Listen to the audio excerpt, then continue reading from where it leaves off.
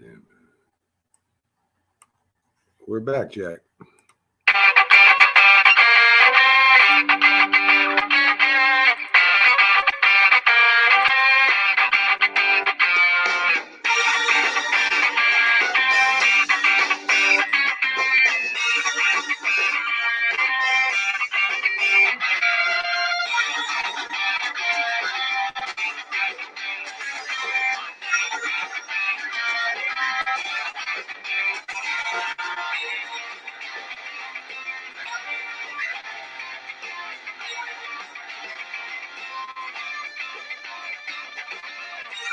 Good morning, everyone, and welcome back to the Mac and Jack Sports Show on live Thursday through Sunday, 8 to 10 a.m., live on Roku TV, YouTube, and Facebook. I'm your host, Mac, with your co-host, legendary boxing writing Hall of Famer Jack Hirsch, here to bring you the updates, upcoming news, and a couple guests for you here today, too, Jack. We've got Carter B coming in around 8:30 with our NHL report. And we also have a special guest coming in at 9:30, the commissioner of the Independent Football Association, Semi-Pro Football League, Mason Morgan, who will be talking about the IFA, the players, the teams, sort of like what we did last year with the ECFL. But we'll be covering the IFA this year as Spring League. So we'll be having live football, believe it or not, folks, on Northeast Streaming Sports starting in April. So good Mac, when you coach, did you run this loose of a ship? You have the commissioner coming in at 9:30. He's set on that time. But Carter B, he'll be in around 8:30. He'll just happen to walk into the studio when he feels like it. Come on, Mac. Yes. You're running two sets of rules you're having for the players.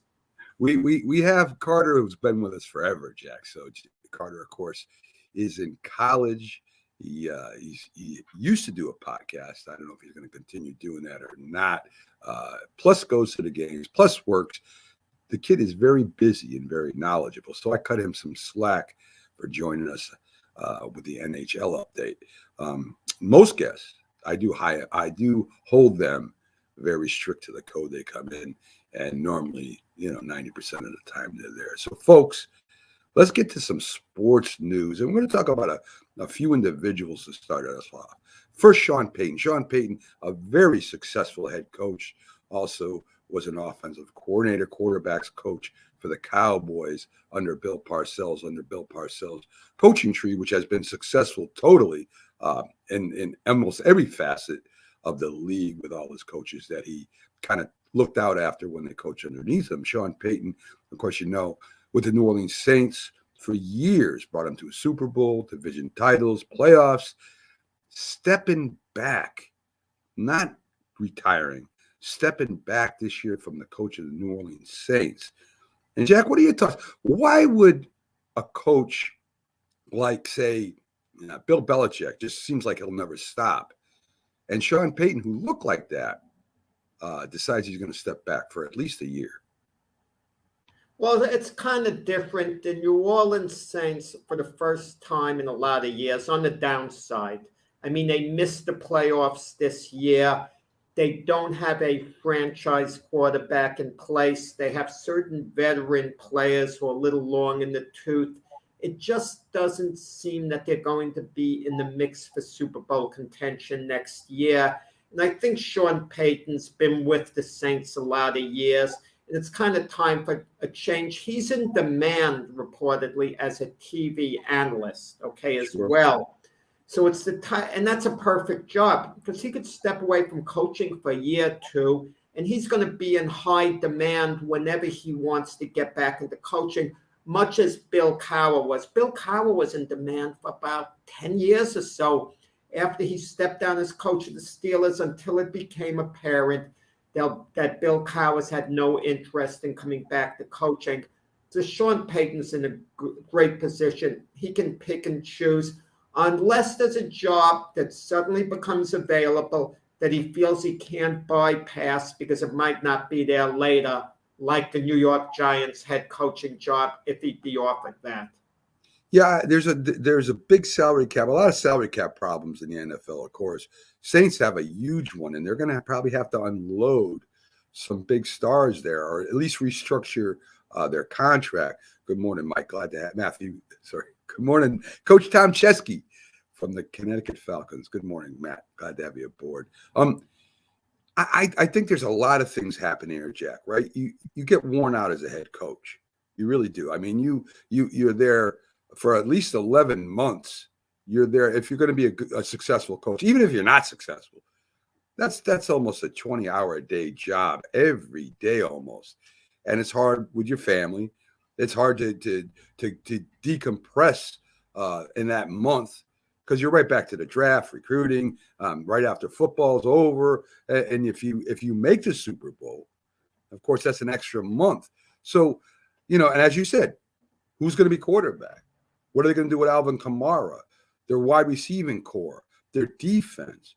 I mean, there's a lot of questions on New Orleans Saints coming up next year.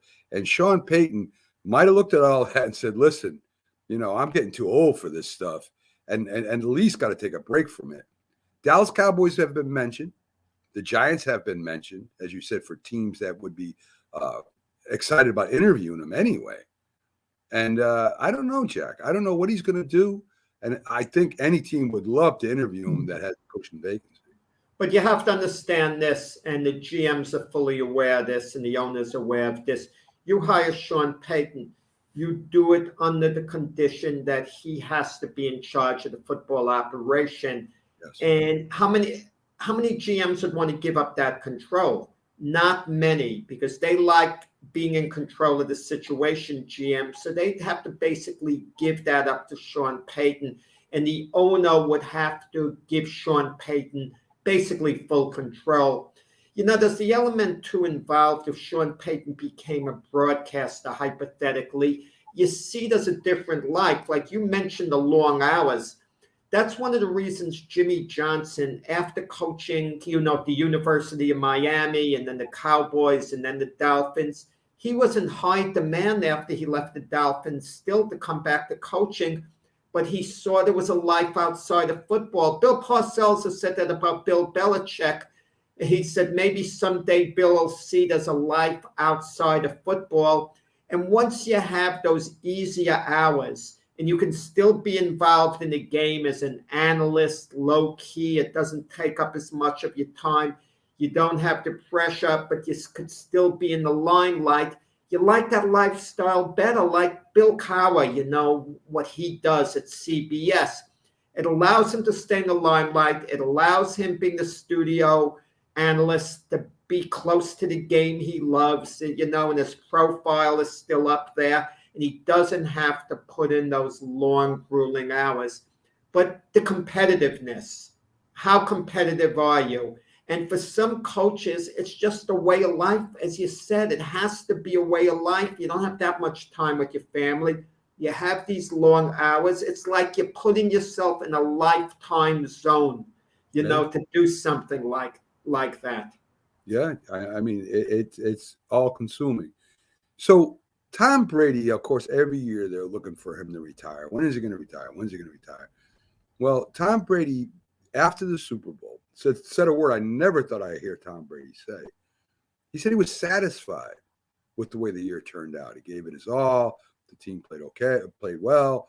That's not Tom Brady. Tom Brady normally is itching at the bit to get back at it again.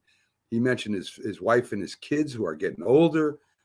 I talked to Jim Jeffcoat and Byron Williams. When did they think about retiring? And one of the main things they said was their kids were getting older and they never saw them play when they were really young. And now they're starting to play in high school or whatever. And they wanted to be there. They wanted to be part of their kids' lives again and to be there for when they played. Now, I don't know I don't know the answer to whether Tom Brady is going to retire or not. But he's financially set.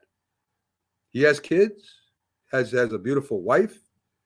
And maybe, Jack, maybe, just maybe, I mean, the records he set, who's going to break those? For years, they're going to stand. I don't know, Jack. Maybe this is the year. Certain examples, I don't know what, the examples you just gave with certain players, whether they could still play the game at the same high level. Right. I mean, some of them who were stars in the league can hang on and have a roster spot, and they don't want just that. So they transition out of football to other things in life. But Tom Brady's still at the highest level. The Tampa Bay Buccaneers are going to make every effort to try to convince him to come back. This is a guy who's going to finish probably second in the MVP voting behind Aaron Rodgers this year. So he had one, statistically at least, one of his better seasons. And if you look at him visually, you can't tell that he slowed up much at all. Just watching him play, so he could still play at a high level, but it gets to a point where every year he's going out there to play. And his wife, Giselle, has been wonderful supporting him. Last year when they won the Super Bowl, the first thing she said when she saw him on the field, she said something to the effect, "Are you now finally satisfied? Haven't you fulfilled everything you want to fulfill?" But the question is this: is the fire really burning within Tom Brady? He's conflicted. Make no mistake about it. He really does want to play, but he's also balancing it out with the needs of his family. So the question is, how bad does he want to play? Is it so burning his desire that he would be very unhappy in retirement? If he's going to be very unhappy in retirement, I mean, you might see a Tom Brady comeback. He might retire and do something very rare. Imagine the Buccaneers are struggling a little during the year, but Tom Brady's continuing his workouts with his personal trainer. And finally, he talks to his wife. They're like 5-6 games into the season. And she says, "Tom, if you really feel the need to go back this year." So yeah, you heard it here first, that prediction. I think Tom Brady's going to retire, but I wouldn't be shocked as a 1-year comeback, that type of thing, especially if the Buccaneers can make the playoffs and he's just terribly on edge in retirement. Well, you talked about broadcasting. That sure would be open to him too. I don't think that appeals to Tom Brady that much. I'll tell you what, there's a difference involved. If you've got a lot to give on the field, you can still play at a very high level. I don't feel you'd have the patience to be in the booth and watch other guys doing it. You really got to step away from the game completely and do all the family stuff, the leisure time stuff, go on vacations with the family, pay a little attention to your businesses and so on. But no way Tom Brady goes to the booth next year. Absolutely no way. I can't help to think that maybe what Antonio Brown did and said about him made him feel some sort of way too, Jack. Saying that Tom Brady wasn't really his friend. He liked the way he played football, when Tom Brady has done nothing but help this guy out. I think he's a little miffed at the way Antonio Brown treated him after he left. I'm not saying that's going to cause. We have no idea what Tom Brady's thinking because he hasn't let on. We don't have a clue. Antonio Brown said after the comments that he talked to Tom Brady, that him and Tom are really good. No one should try to put anything in between that. That no Tom is anything in between. Friend of his. Okay. Nobody's put anything. Nobody. No, let me stop you there. Nobody's putting anything in between that. That's what Antonio Brown said. So that's what I mean. I'm just commenting what Antonio Brown commented on. I think it's 0% weighing on Tom Brady's mind whether he should retire or not. Oh, well, I'm not saying that, Jack. I'm just saying that he might be a little miffed about what happened there, with Antonio Brown. He might. Yeah, we don't know. He won't let on publicly. So Aaron Rodgers has said he will not be on a rebuilding team next year. He wants to go to a team that's ready to make the playoffs. You know how I feel about Aaron Rodgers personally. I mean, he's a great quarterback, one of the best of all time. But as a person, I think he sucks. The Green Bay Packers are over $84 million over the cap.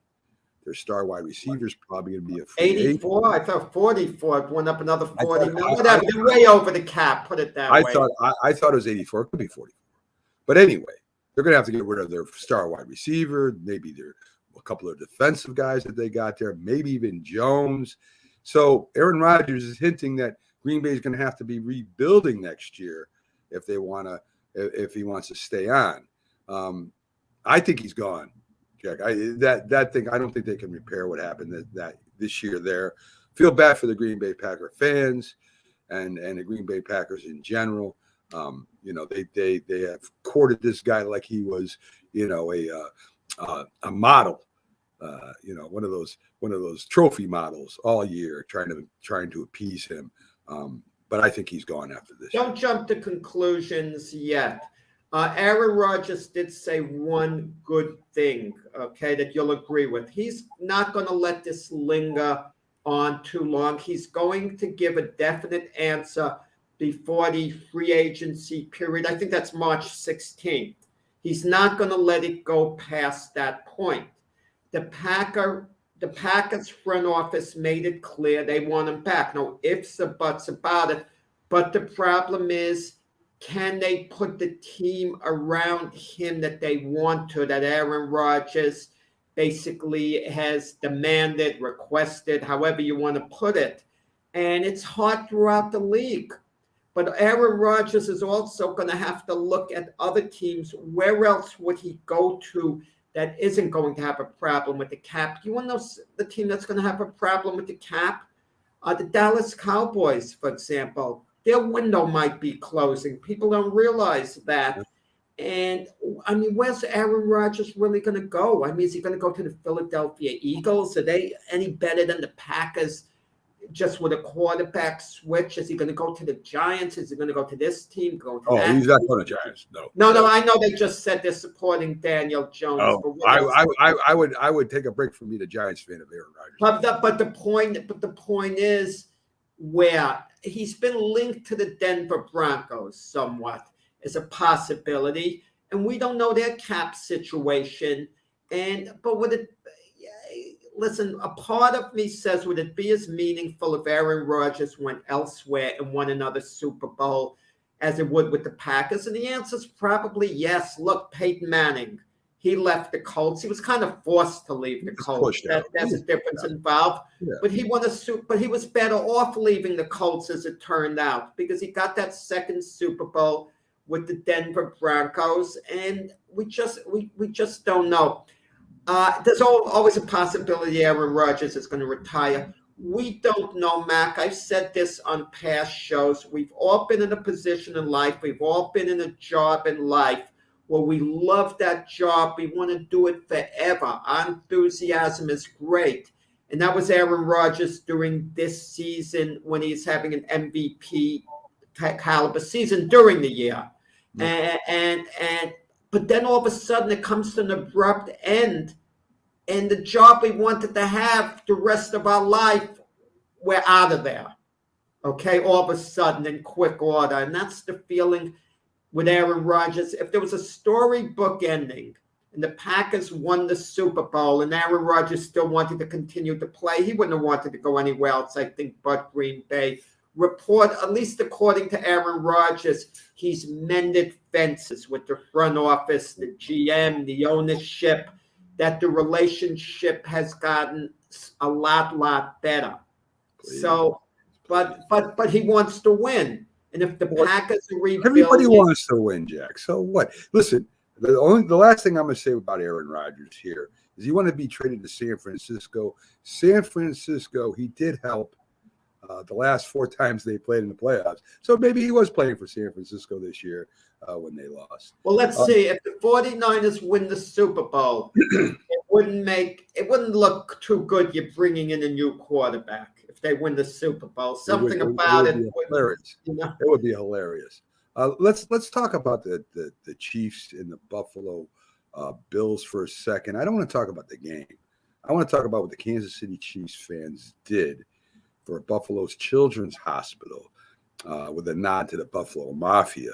You know, they raised a lot of money. The Buffalo Bills Mafia raised a lot of money for a lot of different agencies during the year, hundreds of thousands of dollars. With Kansas City Chiefs fans sent over $255,000 to a Buffalo kids hospital at $13 an increment, representing the 13 seconds of the last drive from Kansas City. Great story that another team's fans supports, another team's organization. That's stories that, that make the headlines, but nobody really talks about that much. So to the Kansas City Chief fans, you guys are great. And the Buffalo Bills Mafia fans, of course, you guys are always great. I think this is going to be a new tradition going around the NFL. The other teams are going to pick up on it, and it's a very beautiful tradition, that could be started here. Very nice. I hope so. Urban Meyers finally spoke, saying that the Jacksonville Jaguars job was the most frustrating and worst job he ever had.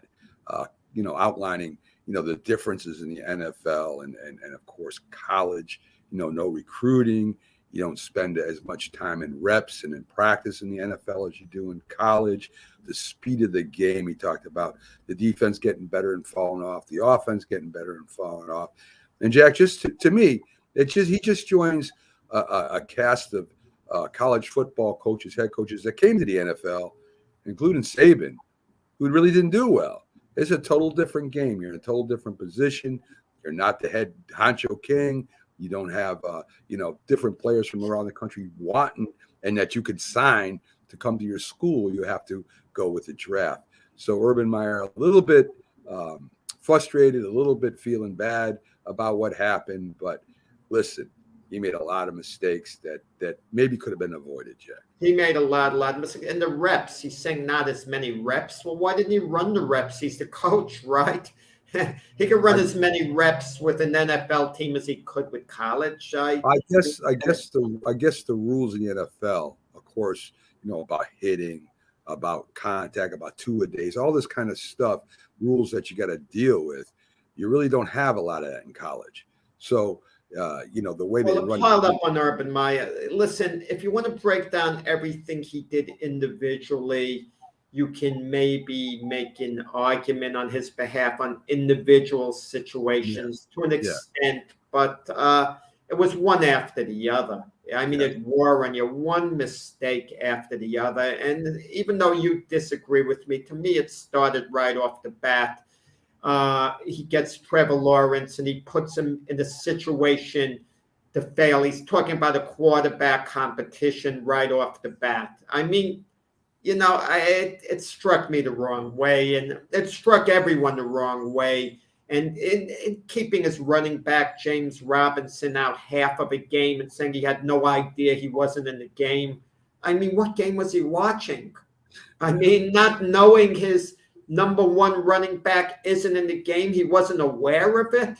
I mean, was he playing video games on the sideline? What the heck was going on? I think, being a head coach, one of the toughest things to do is handling the press too, right?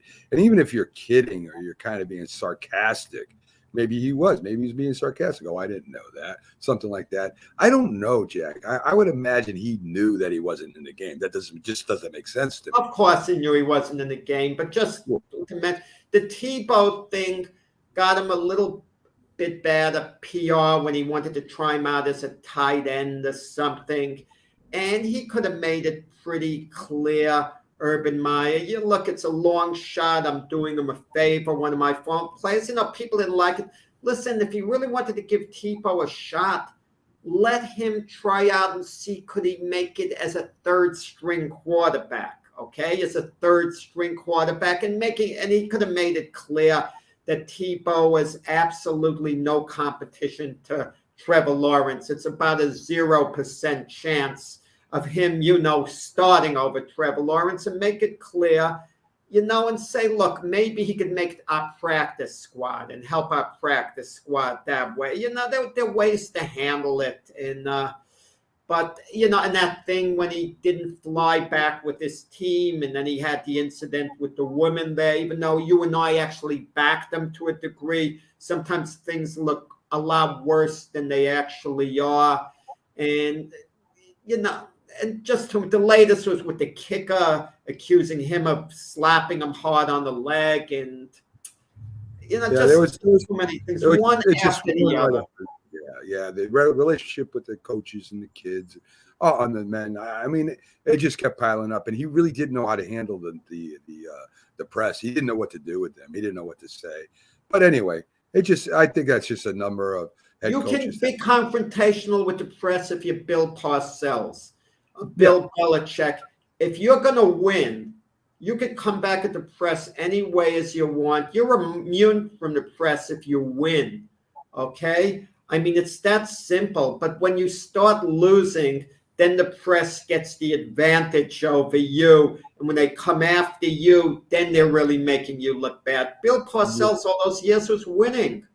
And he had the power. The press couldn't diminish him. They couldn't really go after him because the public would have turned on the press and they would have backed their coach. But when the coach starts losing, you really need the press on your side. You need those relationships.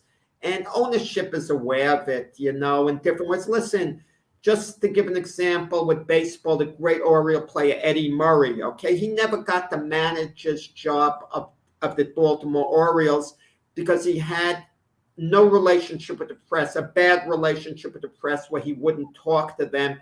And the Orioles said, how can we hire him as his manager? He won't talk to the press. It just isn't going to work. Well, before Carter comes in, let's give the NBA standings update. The Heat are in first in the East at 31-17.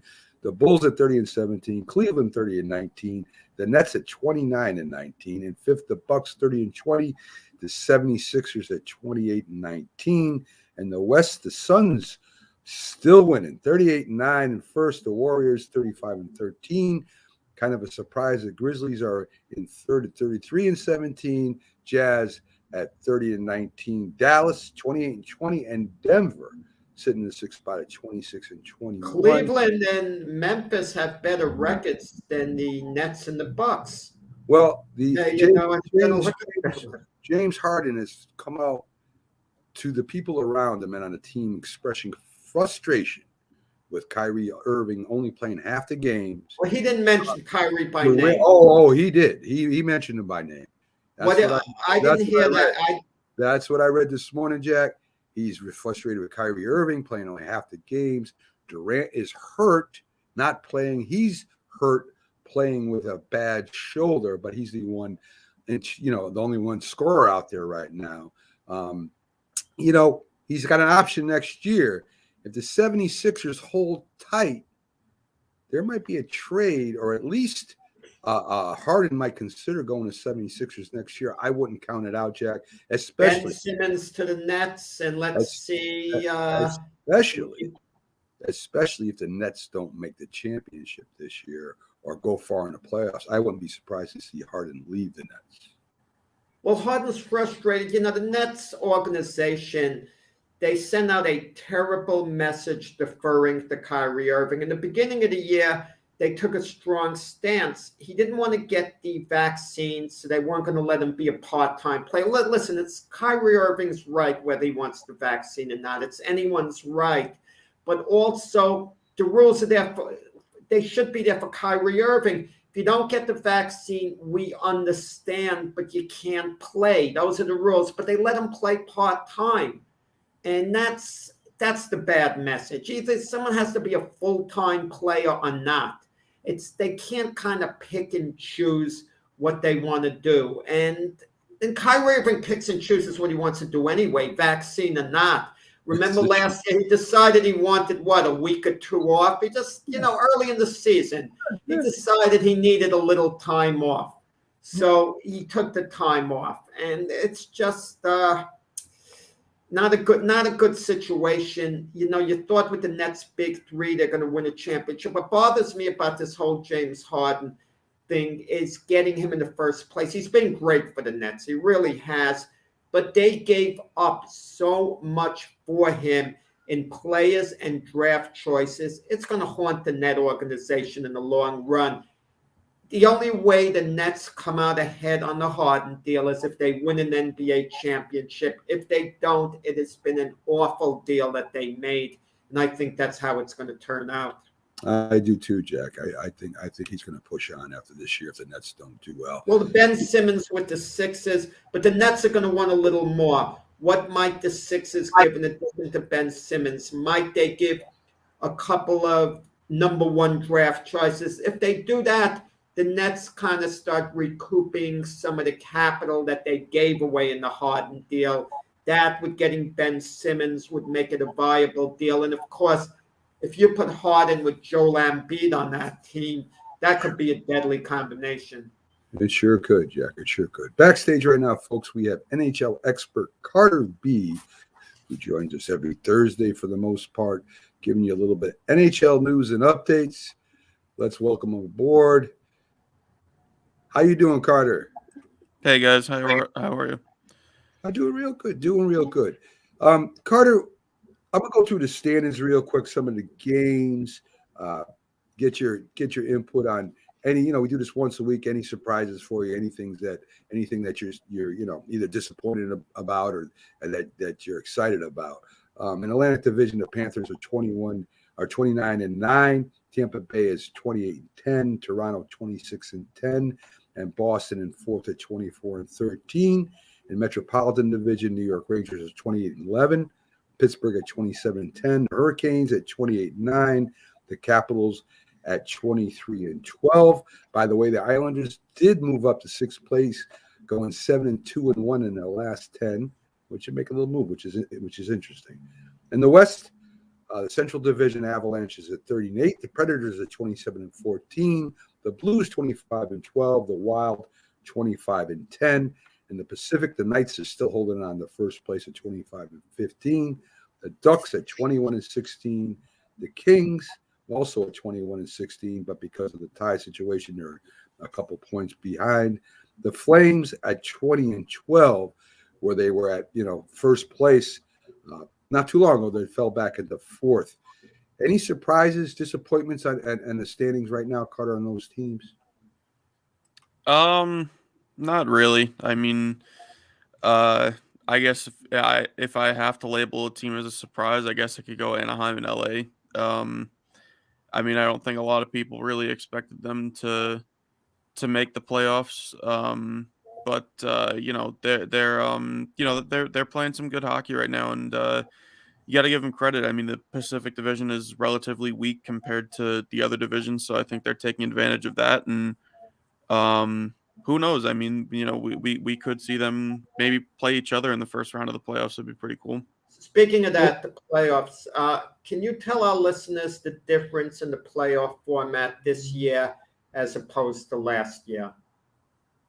It's just going back to the regular playoff format. Well, we're wild card teams this year. That's what I mean. Yeah, I mean, it's just, top three from each division are guaranteed a spot. And then, there's 2 wild card spots left, and basically all the other teams just battle it out. Whereas last year it was top 4. It was top 4 last year. So what's the difference?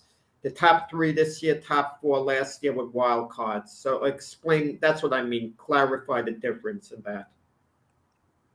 I mean, I don't know how much there is to clarify. There's just the top 4 made it last year. Now it's just top 3 plus wild card. That's pretty much the best I can say. So I don't know what more you want me to say. The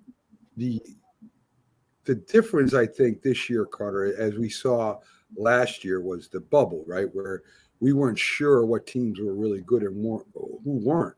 The Canadians were 14. They go to the championship. This year, I think they got 8 wins.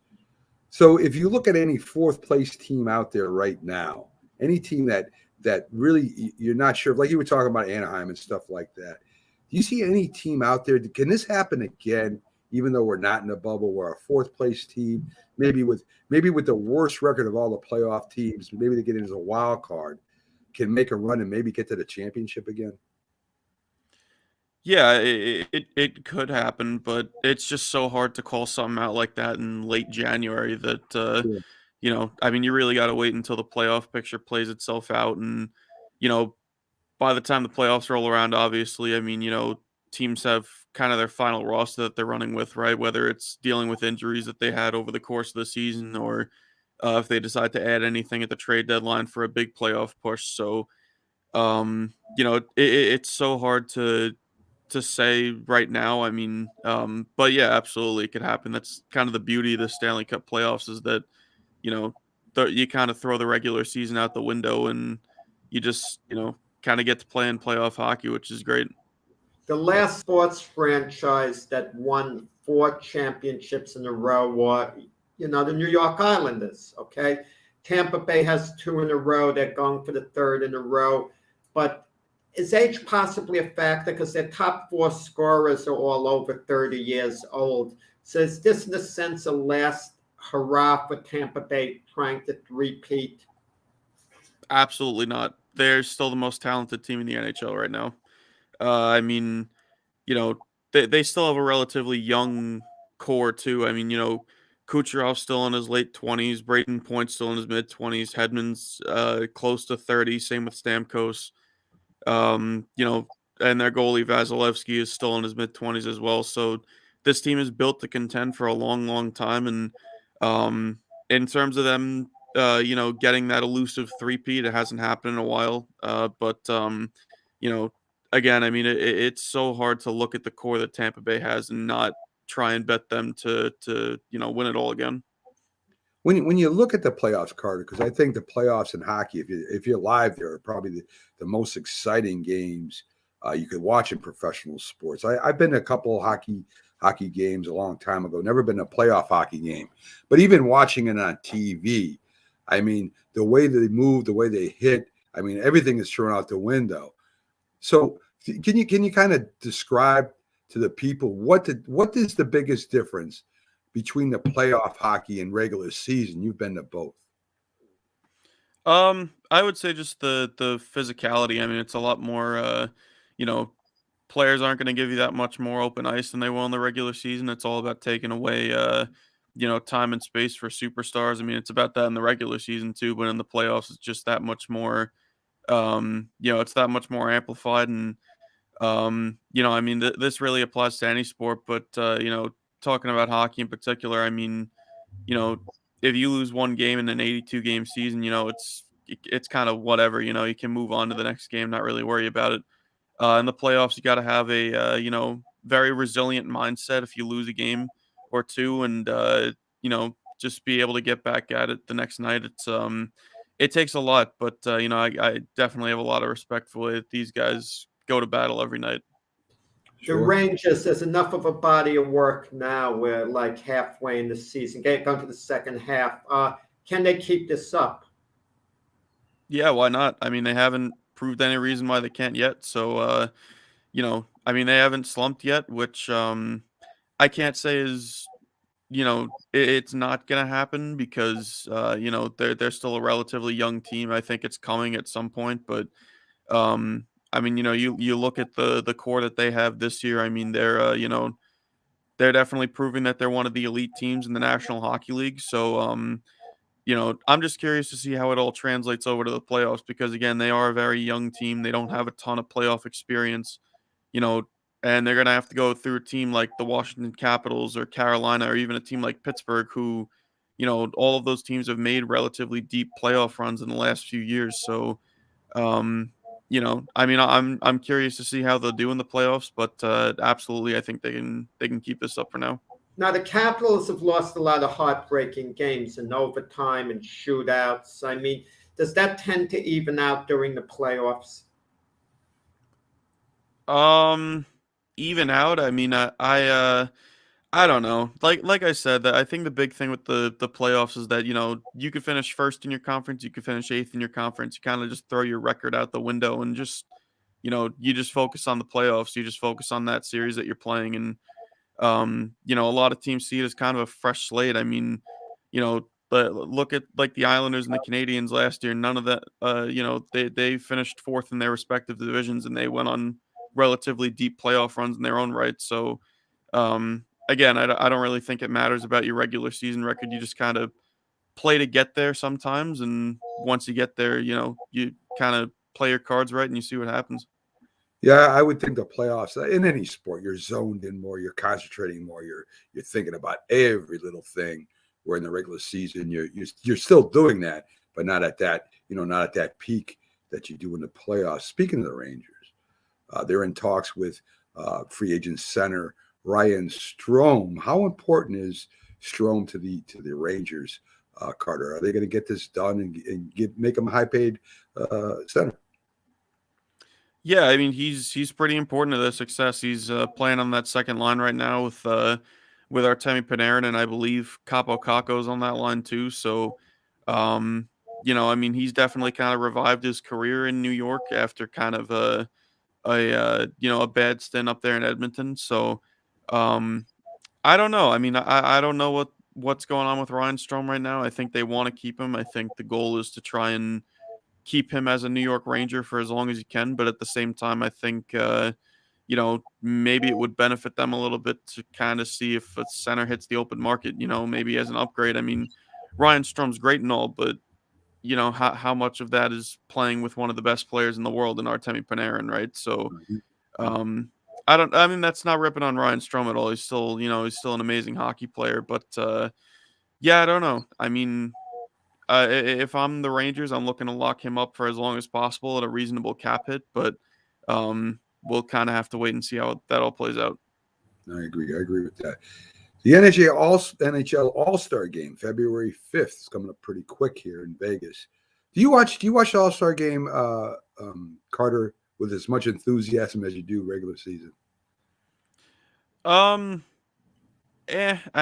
mean, I'll try and watch the actual game more than the skills competition. I mean, not that the skills competition isn't fun to watch. It's just I don't know. I mean, it just doesn't capture my attention as much, I guess. So I don't know. It's kind of ironic because that's supposed to be kind of one of their marquee regular season events, but I don't know. Just not. Otto, tell me, I can't figure this whole thing out because you want as much exposure to hockey as you can. And the All-Star Game should be a big event because it's the sport's best. But they're putting on the game opposite the Winter Olympics, and they're putting it on one day before the NFL Pro Bowl. And the Super Bowl's a week later, so everyone's going to be talking about the Super Bowl, being focused on that. Why put the All-Star Game on, a week before the Super Bowl? Why not just wait, a couple of weeks later when people are done with football and they want to look towards something else? I mean, I think there's a lot that goes into it. I think, before the season starts, obviously, the league goes around and they have to ask arenas about their availability on certain dates and stuff like that. So this might be the only weekend. Oh, that they could get an arena. Come on, that's kind of like mine. I'm talking about exposure with the sport. You're bringing out the best. And a week before the Super Bowl, I'm talking about reaching out to the average fan, the hardcore hockey fan is going to watch it anytime. Okay, I'm talking about getting new fans, and just the timing isn't good. The same time as the Winter Olympics and a week before the Super Bowl. I'm gonna be honest. I really don't think it's that big of a deal. I mean, it's always been in early February, the All-Star Game. So, it just so happens this year it's a week before the Super Bowl. I mean, I can't do anything about that. So, yeah, I think, and like I said, I really don't follow hockey like you do, Carter. Is the All-Star Game sort of like the rest of the sports? Is it an exhibition?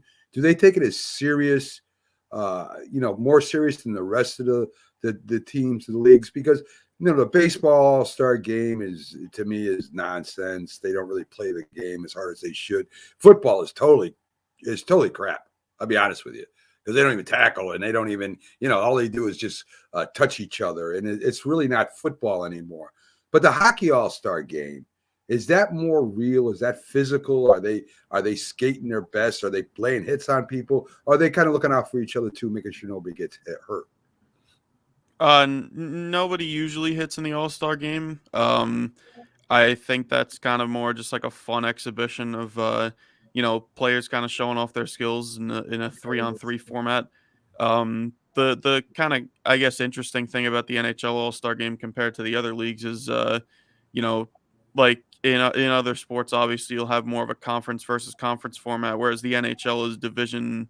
It's like a mini tournament with the 4 divisions, so you'll have The Eastern Conference, obviously, you'll have the Metro and Atlantic play each other, and then you'll have the Pacific and the Central. And the winner of those two games will play in like kind of a final of sorts.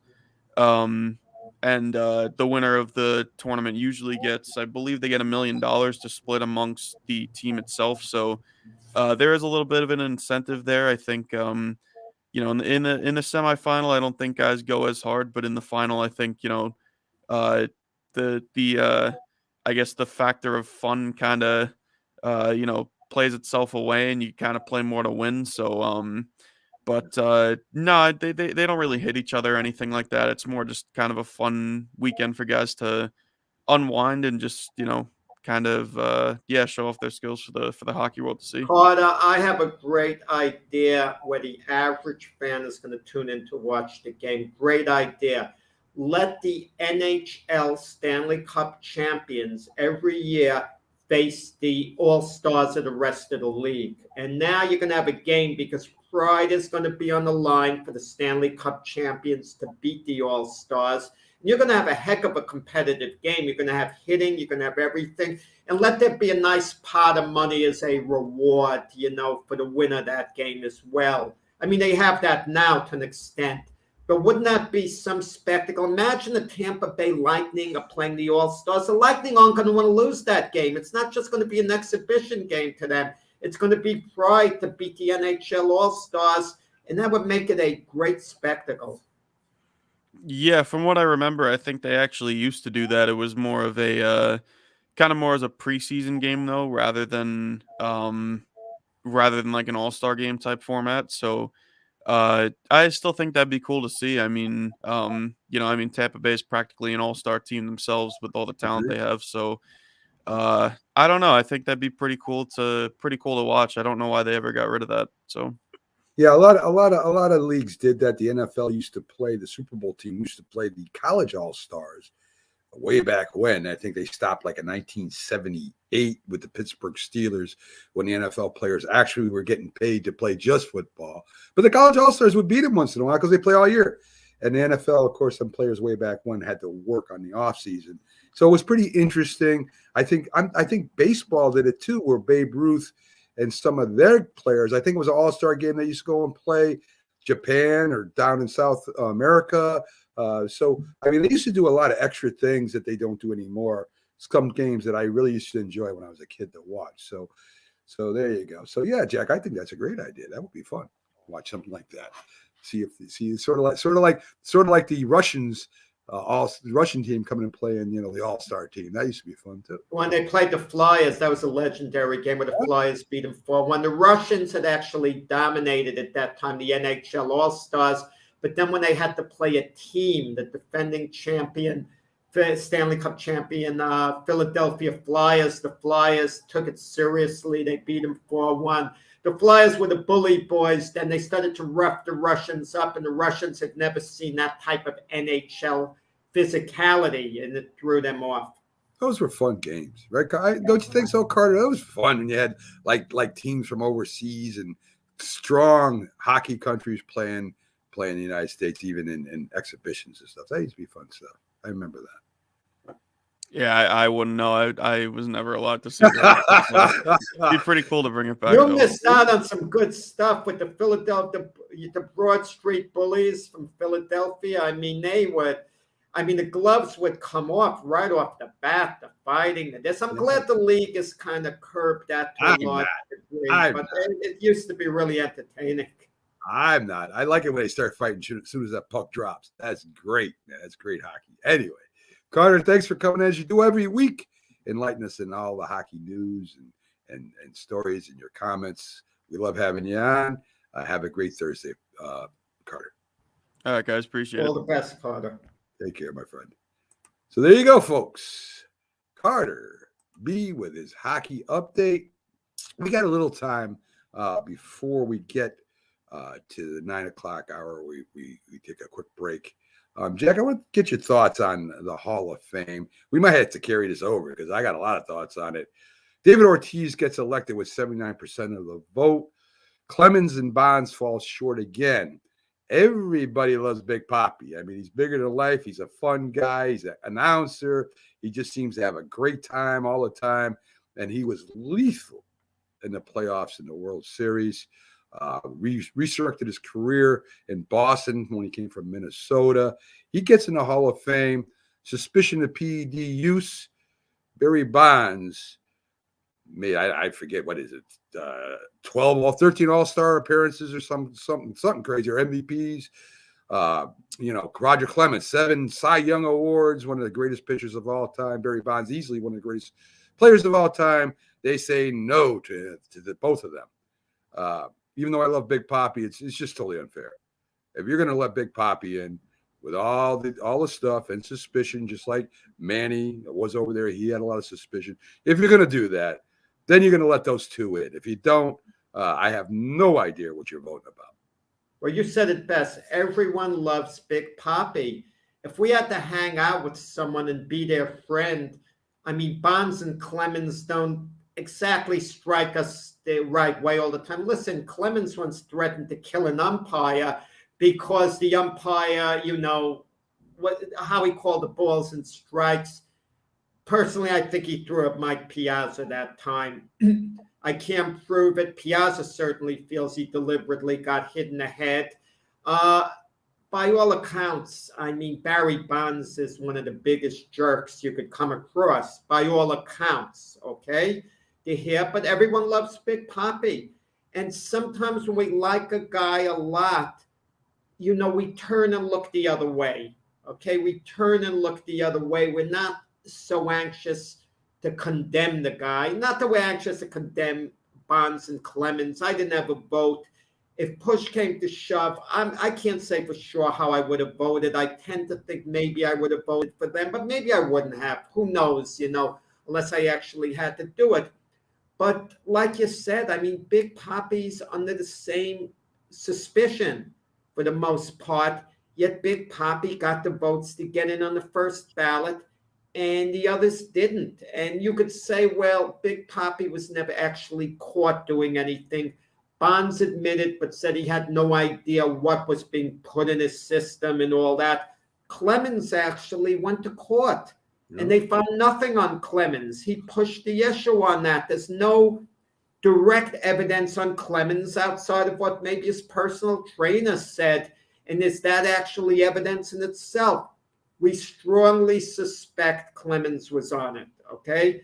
That's all. And that's the reason he hasn't gotten in, because he's under tremendous suspicion, okay? But Big Papi, I mean, if you had to push came to shove and your life depended on it, and you had to say whether Big Papi was on it or not, I mean, how would you answer? Yet he got in on the first ballot because everyone loves Big Papi. And I think Big Papi getting in, that might actually help the Bonds, the Clemenses, the A-Rods on the line. They're done. I mean, they're done, Jack. They're not eligible again till the veterans. Well, they have a committee type thing later on. Yeah. That's Veterans Committee, but that's years. I mean, listen. I mean, Big Papi did a lot of damage, and basically he was a DH. Let's be honest. He didn't play the field. He was a DH. He's worthy on what he did on the field, for sure. Well, as a DH, really. He's not a first base. He didn't make it as a first greatest DH in the history of baseball. Maybe. I mean, there's another one that's already in the Hall of Fame. It was pretty good. Edgar Martinez, better than that. Pretty good. But Bonds played the field. Great outfielder. 5-tool player. I mean, in his heyday. I agree. Bonds should go in ahead of Big Papi based on performance. Clemens should go in ahead of Big Papi. We're not arguing that. Right. But what I'm saying is that if this is the way the Hall of Fame, if the sports writers are thinking because he's likable, then it would be a lot of players that are in the Hall of Fame right now. If that was the qualifications, that wouldn't have been in. And to me, it's ridiculous, Jack. It's a sham. So if you like somebody, and not saying that listen, Ortiz had a great career. There's no doubt about it, but nowhere close to Bonds. He's not even the same level as Bonds. So to me, it's a sham. It's politics, and that ruins the Hall of Fame for me. Well, what about the other names? No one talks. Sammy Sosa, based on performance on the field, he should be in. What See? about Manny Ramirez? What Yeah. about Rafael Palmeiro? You Yeah. have other guys that no one's even talking about. Listen, I agree with everything you said, but I'm talking about two of the premier players in the last 20 years. Two of the best, maybe the best pitcher and the best player, outfielder, base stealer. If they can't get in, and Poppy does, then it's a sham. If Big Poppy didn't get in, would you feel comfortable with Bonds and Clemens continuing to be left out? At least it's consistency, Jack. At least Okay, let me go a step further. Mike Piazza, arguably the greatest hitting catcher in Major League history, arguably. You could say that. He got in his 4th year of eligibility. Now, there was some suspicions about Mike Piazza with the PED use. If there weren't those suspicions, wasn't Mike Piazza worthy enough to be a first ballot Hall of Famer? Yet he got in the 4th year of eligibility. I know. So the suspicions did the suspicions suddenly go away or what? That's what I'm saying, Jack. It's politics, and if that's not what the Hall of Fame is supposed to be about. The Hall of Fame is supposed to be the best players, the most famous players, however you want to say it, of that time, of that era, gets in.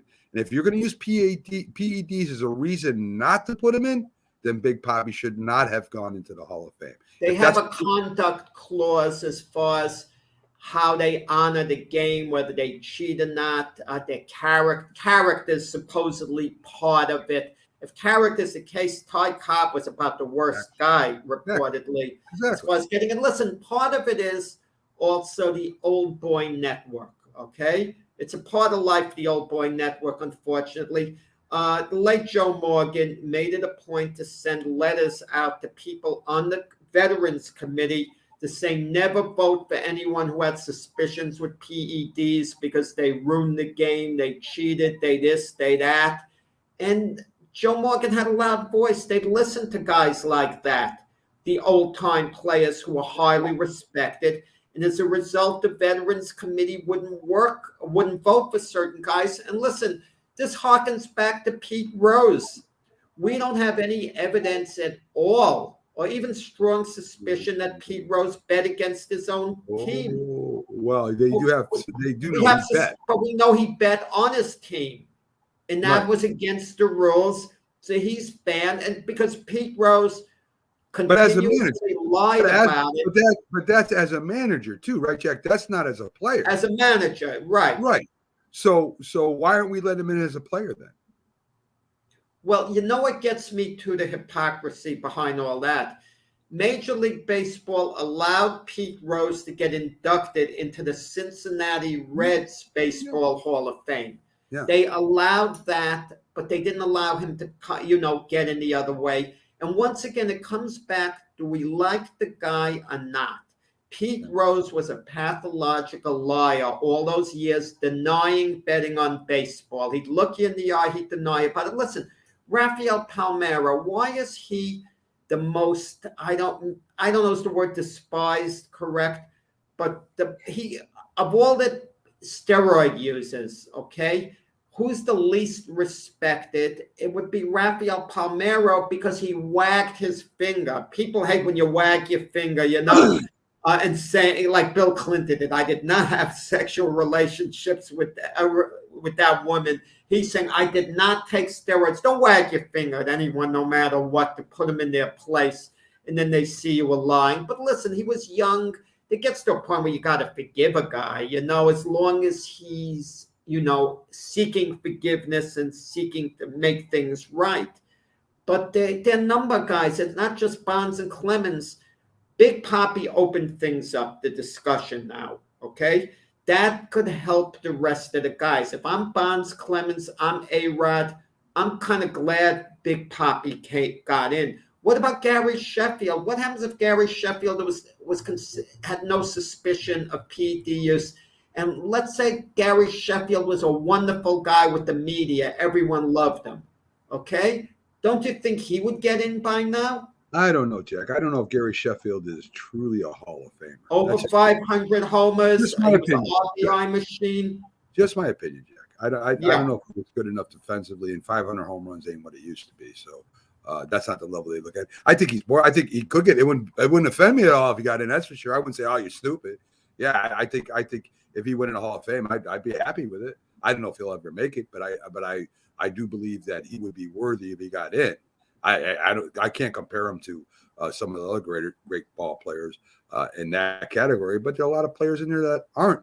Well, Cal Ripken went out of his way to speak on behalf of Don Mattingly, saying that's the one thing that the Hall of Fame is not blowing it, basically, not having Don Mattingly in the Hall of Fame, because Ripken played against Mattingly for a number of years, and he saw how great he was, and he feels that's a bit of an injustice. And then again, longevity is an issue too. Listen, Don Mattingly knocked in the equivalent, like 1,100 runs for his career, something, okay?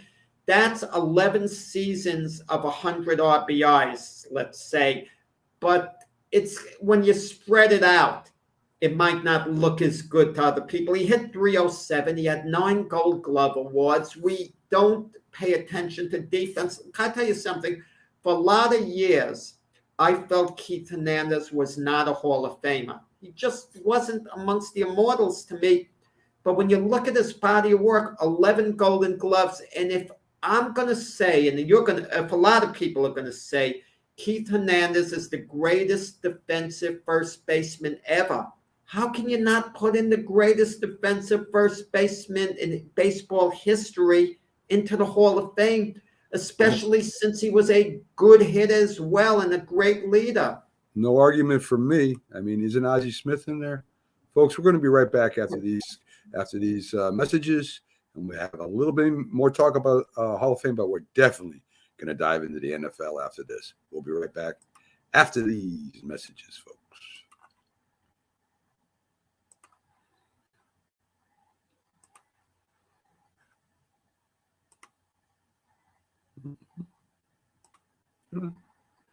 Yeah, want to play? We'll do this one then. You worked too hard, you ate too much, the cheesecake made you greedy. Let your aching head and stomach hear this message from old Speedy. Alka-Seltzer, plop, plop, fizz, fizz, oh, what a relief it is. Plop, plop, fizz, fizz, oh, what a relief it is. Those Speedy bubbles relieve your upset stomach and headache fast. For acid indigestion alone, Alka-Seltzer Gold. Oh, what a relief it is. What a relief. If you served honorably in our nation's armed forces and you're looking for a way to continue serving your fellow veterans in your community, then join AMVETS. Each year, AMVETS members volunteer millions of hours at VA healthcare facilities from coast to coast, helping to improve the lives of their fellow veterans through the VA Voluntary Services Program. AMVETS posts and departments also participate in a wide variety of community service projects, ranging from Americanism in our schools to supporting the Special Olympics and Boy Scouts of America. If you no longer wear the uniform today, you can still serve through the AMVETS by joining today at amvets.org. I'm Chiquita Banana, and I'm here to say I am the top banana in the world today. Now you know the best bananas in the land, so don't slip up with an inferior brand. When it says Chiquita, it's a very good day to buy bananas. Hi, Grandma. What's for dinner? Hey, honey, I'm making stew tonight. Ooh, can Nina come over?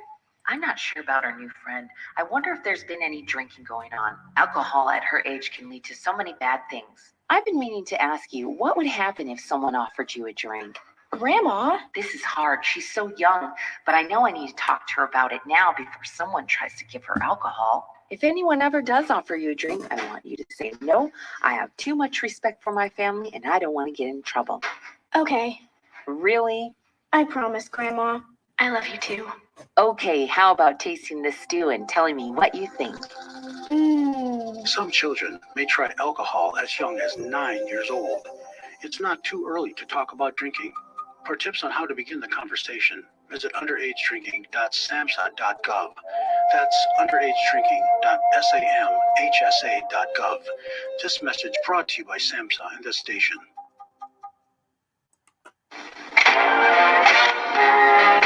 When the done, this guy'll be ready to dig into something mighty good to eat.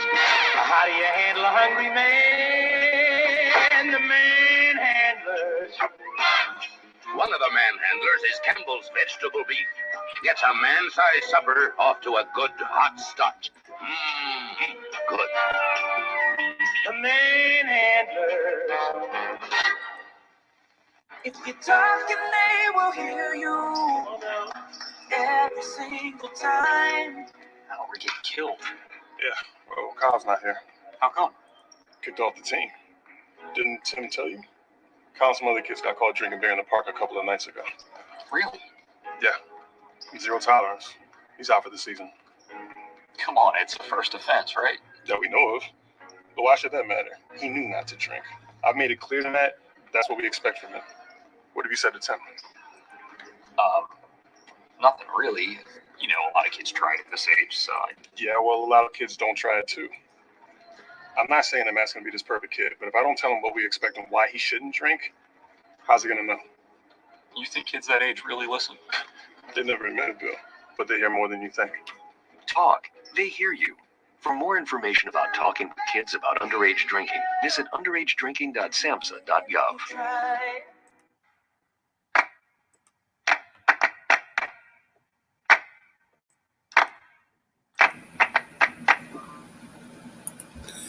This is a presentation of Northeast Streaming Sports.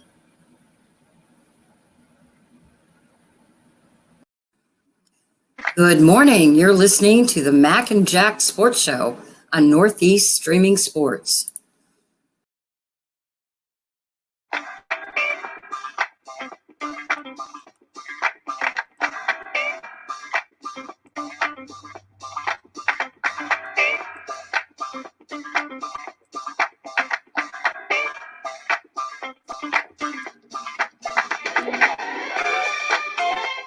Good morning, everyone, and welcome back to the Mac and Jack Sports Show. I'm your host, Mac, with your co-host, Jack Hirsch. And you know, Jack, the NFL, of course, we have the championships games coming up this weekend. We'll dive deep into it on our Sunday Big Football Show with James Jeffcoat. But I want to take a little quick look back at the games where Cincinnati and San Francisco won the games. Totally different than in the NFC, right? In the AFC, which we think of the big scoring offenses with, you know, Kansas City, Cincinnati, San Diego, all these big scoring teams, they did it with, you know, Cincinnati did it with defense and with their special teams, a great field goal kicker. You know, Burrows got sacked 9 times, as we talked about earlier last week. Still made a big throw to Jamar Chase, moved the ball well. There was talk that he lost the hearing mechanism in his helmet for the coaches for a while, where he actually was calling his own plays. Young quarterback, did great in college. Looks like he's going to be very good in the NFL too. But the Cincinnati defense was very opportunistic and intercepting Tannehill 3 times and stopping the Titans running game, which was what everybody was talking about, right? James came back. Henry came back. Their other running back did really well when in his absence. They stopped that. They were opportunistic, and a field goal kicker with some decent drives, Jack. Yeah, you kind of wonder Derrick Henry. He got stopped twice when they went for the 2-point conversion from the 1-yard line after penalty. He got stopped by, one ball carrier, 1 tackle short of the, goal line. And then on 4th and short late in the game, he got stopped. That's not the Derrick Henry like we know. Maybe there was a little rust coming off the layoff. I mean, I don't know. But you mentioned with Joe Burrows calling his own plays when the headset was off. That used to be normal in the NFL. Even rookie quarterbacks call their own plays. I wouldn't recommend that, obviously, a rookie quarterback. But in a lot of cases, is that really a bad thing? Who has a better feel for the game than a quarterback? We look at Joe Burrows finishing up his 2nd year, but we kind of look at him more like a veteran than as a rookie. That's how far he's come. would it be so bad if Joe Burrow had a feel for the game and was actually calling his own plays, and the offensive coordinator was basically there to assist him and help him out rather than just, guide him the whole way through? It's food for thought. Yeah, and Carlos is right. The turnovers, that was the key to the game. Ryan Tannehill, 3 interceptions, bad interceptions. That's the problem. They were bad throws. They're different type of interceptions, Mac. As you know, some go off the receiver's hands. It's not the quarterback's fault. Sometimes the receiver doesn't run the route he should because, a good quarterback puts the ball where the receiver is supposed to be. He doesn't wait for the receiver to get to the spot. He's getting the ball to the spot, basing it on the receiver, making his move and being at the spot on time. That's timing. And if a receiver messes up a route, it makes the quarterback look bad. But Tannehill's throws just were not good during that game. And you kind of wonder with Tennessee. Listen, they had the best record in the AFC. Obviously, they can win with Tannehill, but can they take the next step? You have to kind of wonder, with him as the quarterback. There's got to be questions about that. I don't necessarily agree that all of the interceptions were his fault. One receiver didn't come back to the ball. It was a young receiver. I question where he threw it, to who he threw it. When you had you had the 2 receivers there that had been around for a while that I would have been looking for instead of the young receiver. But AJ Green and Julio Jones. Yeah, but again, you are right. Can they take that step? We'll find out. This year might have been their best chance to do that, Jack, and they didn't do it. And as you know, the windows open and close on most NFL teams very quickly, with the exception of maybe the New England Patriots when they were at their best. And if you look at it, I made a mistake. I said both AFC teams were, dogfights. That's not true. In the NFC, San Francisco did it on defense, physicality, and on their special teams. 2 huge plays. And it's fitting because that's what the San Francisco 49ers are this year. They have great running schemes. Garoppolo has not played great. He never really does. He's not a Tom Brady. He's not an Aaron Rodgers. He's more like a Nick Foles that can get you there and can win, but he needs a lot of things to happen and not make mistakes for that to happen. But San Francisco, to me, is probably one of the most physical teams in the sport, offensively and defensively. They beat you up. And that's what they did against Green Bay, Jack. Yeah, Dabo Swinney stepped up. Nick Bosa on the pass rush. You're right about Garoppolo. He can have some great moments. He can beat you during certain segments of the game and look outstanding. But on balance, he's kind of up and down. You don't know which Jimmy G's really going to show up. When he's in top form, he's very good. When he's not in top form, he's just very ordinary.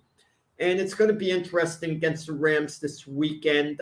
Jimmy Garoppolo is going to have to play well. We know the 49ers, if they're to win this game, their defense has to come up big. But they're also going to have to get the points from somewhere. And the Rams have a good, defense as well. But, hey, listen, they met twice during the regular season. 49ers won both times, and they played the last game of the regular season. The Niners had a playoff berth on the line. They had to win to go to the playoffs. They were losing 17-0, and they rallied behind Jimmy G. So he could win the game for you as well. Yeah, and they've beaten the Rams 6 times in a row. Can they make it 7 is a big question. The other 2 games that we didn't have a chance to cover because they went on after the show was the Kansas City Chiefs in Buffalo and the Rams and the Bucks. The Rams and the Bucks were interesting to me. I think the Bucks were down 20-3 going to the second half, really into the fourth quarter. They didn't look like they were going to amount to anything. Tom Brady gets hot, the offense starts moving, the Bucks defense plays better, but that last play to put the Rams in these were all decided on last plays of the game. To put the Rams in field goal position, Cooper Kupp gets behind. How does he get behind a defensive backfield, Jack? How do you give up a big play like that on the last play of the game before that field goal? I mean, I don't know how that happens. Well, I don't know how it happened that it came down to that, because the Rams were so much better. They should have won by 3 touchdowns. I mean, Tampa couldn't keep up with the Rams. The Rams made mistake after mistake. Nick Akers fumbles on the goal line when they're about to go in for a touchdown before the half. They're about to go up like 27-3. And okay, so they give Tampa Bay a little bit of daylight, a little bit of life. And then later on, an other fumble, an interception, a snap goes over Matthew Stafford's head. And it was a crazy game that Tampa could actually come back and tie it up. It was listen, obviously the Rams were not throwing the game. The fix wasn't in. But if the fix was in, that's how it would be done. The Rams couldn't have fixed it any better. I mean, it was dreadful. And all of a sudden, we're at the end of the game, just, towards the end of regulation, and this game is tied up. And like, what the heck is going on? But then Matthew Stafford hit a couple of passes to Cooper Kupp. Rams get the field goal to win it. Very deceiving game. At no point did it look like Tampa Bay could win the game. And all of a sudden, at the end, you're thinking, could they actually steal this game? Okay. I mean, it would have been one of the greatest collapses in NFL history had the Rams lost. And now it makes us think, Mac, how good are the Rams? Are they the team that basically dominated the Buccaneers throughout the game? Are they the type of team that other teams can find a way to beat, such as the 49ers did the last game of the regular season when the Rams were beating them 17-0, yet lost? Yeah, I agree with you. They better not make those mistakes against the 49ers. The 49ers will control the clock and get physical with you as they showed the Rams already. It's going to be really interesting, Jack, to see, the old school team against the newer school team in the championship game, where there's going to be San Francisco is going to have to control the clock. There's no doubt about it. The Rams got a lot of power there, but they're so physical. And that Tebow, he's not a receiver. He's not a running back. He's whatever. He's a guy that you can put anywhere and can do anything, and runs like Earl Campbell, but he's sure not built like him. He totally, you're not going to bring him down with one guy. The 49ers basically do win games on defense, and that, but you mentioned special teams before. Wow, what a factor. That was last weekend around the NFL, and that block punt, Green Bay scored on their first possession of the game against the 49ers. They took it the length of the field. And of course, I'm thinking, here we go. The Packers are going to win decisively, as I thought that game. And then due to a combination of defenses and weather conditions, both teams had a hard time scoring. And the 49ers, to make that special teams play, to block the punt and take it in for a touchdown, I mean, that basically, was the difference in the game, a big special teams play. Yeah, and not even to count the blocked field goal either. I mean, that was just before the half. Right. Right before they have, great point, Mac. The Packers are winning 7-0, but the 49ers look like they're driving for a touchdown. They turn it over to the Packers. Aaron Rodgers hits a big play downfield right before the half. So the Niners, who thought they might be 7-7 before the half, it looks like they could be down 14-0, at least 10-0 when the Packers line up for a field goal. That field goal that was blocked by the Niners, it didn't only save 3 points, it gave them such an emotional lift heading into the locker room to be down 7-0 only instead of 10-0. And you could tell by the body language, it really kind of picked them up. I agree, Jack. Let's get to the last game with Buffalo and Kansas City. I mean, you saw two offenses do basically what they wanted. Game for the ages. To the other team's defense. I would be concerned if I was the Chiefs. The Bengals beat them in the regular. In fact, both underdogs beat the favorites in the regular season, and I think the Bengals won like 32-31. They outscored the Kansas City Chiefs last time. if the Bengals defense can stop Kansas City a couple times, give up field goals instead of touchdowns, or just stop them plainly, the Bengals got a shot at them. I'm not saying they're going to win because I like I said, I'll get more into it during the show on Sunday. But that game was unbelievable. The Bills, that was their opportunity. They had 2 chances on defense to stop the Chiefs from scoring. One was at the end of the game, as we all know, 13, 14 seconds. They kicked it into the end zone. Big pass to Kelsey for a first down. Huge pass to Tyreek Hill. How he got behind the defense after coming across the middle, I have no idea. I would have fired the defensive coordinator right after that play. I would have told him, get out of here, because there's no way that should have happened. Then in overtime, Kansas City drives down the length of the field and hits Kelsey for a touchdown. If they just could have held him to the field goal, Buffalo had another shot at the ball. I don't feel sorry for Buffalo. I don't. I think KC won that game because they were the better team, and they took advantage of bad plays by the defense. Well, I'm not sure they were the better team. It was one of those, you hear the term last man standing. Sometimes you hear the term whoever has the ball last is going to win the game. But listen, if you're a good team, you make it a point to get the ball last, okay? To get the game in your hands in a way. But listen, I mean, bottom line is this, at Buffalo, we're going to talk more on our debate show Saturday, what they should have done on the kickoff, about the overtime rules and all that. But the bottom line is this. You said it best to me, Mac, off the air. You have a lead with 13 seconds to go, and the other team has the ball on their own 25-yard line. You better hold them. Whether the rules should be changed, whether you should have used a different strategy before, whether other parts of the game cost you, you can't have it any better than that. 13 seconds to go. I mean, I'd sign up for that on defense, having the other team on their own 25-yard line, because that's very little time left. But Kansas City hit the big plays, and I don't want to hear about this. KC and Buffalo both got tired. Of course you're tired. Fighters get tired at the end of the fight. But you suck it up, you perform, you make the big play. That's what champions do. When you're tired, when you're exhausted, someone steps up and makes the big play. Someone. I agree. I don't want to hear they were fatigued. Jack, I don't care. If I was guarding, or if I was in the area of Tyreek Hill and he came across the middle, even if he doesn't have the ball, I'm hitting him. I'm knocking him on his butt. I don't care. He's not getting free. There is no way that guy's getting me is gonna come across my face and not get hit. I'll take the penalty any day of the week. You're not going to do that to me when you need to get down there to score.